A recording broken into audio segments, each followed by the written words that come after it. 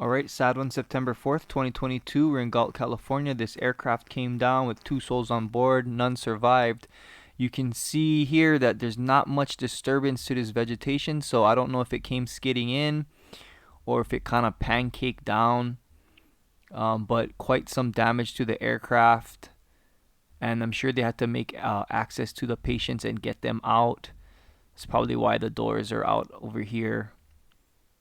But yeah, very sad one. It was this aircraft here, a Beechcraft 58 Baron, November 142 Delta Romeo.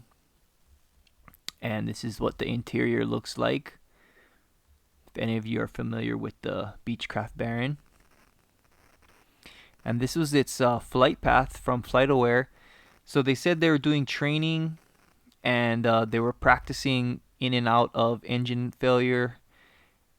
And here it is. Here, the radar returns of this flight suggest a common flight training scenario that would include 360-degree turns like we saw, continuing with power on, power off stalls, engine out maneuvers, emergency descents, and so forth. These maneuvers are generally performed over unpopulated areas, generally referred to as practice areas.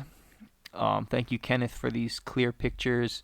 But I'm guessing this is just training that they were doing that kind of went awry and left them crashing here in California. So sad one there. And that's finally not much you can do when you get on scene to this. Just check if there's any survivors. And if not, it becomes a body recovery. Wait for the investigators. So moving on, we're in Ohio. You can see this Cessna came in next to this school. Not much options for the pilot, but you can see firefighters pulled their hand lines out and put foam on this thing. Here's a closer look of the Cessna 172 Skyhawk. Here it is in all its glory, November 204 Bravo Echo is the tail number. And this happened on August 30th. You can see not much options for the pilot. You got trees, you got houses, and you have one open field.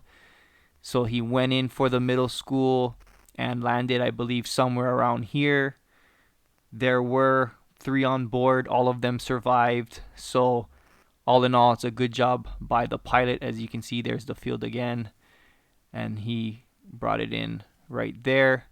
So now they're going to go ahead and take the aircraft apart, try to get it on the flatbed, take off the wings, and try to figure out what went wrong. Here they released the occupants. So Lawrence Roll, 79 years old, from Willoughby, was the lead pilot. He broke some ribs but survived. Catherine and Ted had minor injuries, but they were all taken to this Hillcrest Clinic Hospital in Cleveland, and they should be okay, hopefully. And then here's the scene again with fire. You can see all this. This is the foam barrels that inducts into these lines, and then the water from the pump pulls in that foam and then causes that to smother any of the fuel spills. But as always, if you want to keep up to date with these aviation news from around the world and the firefighter breakdowns that go with it, go ahead and subscribe to the channel. If not, this is Arfad Amkioni. I'll see you guys next time.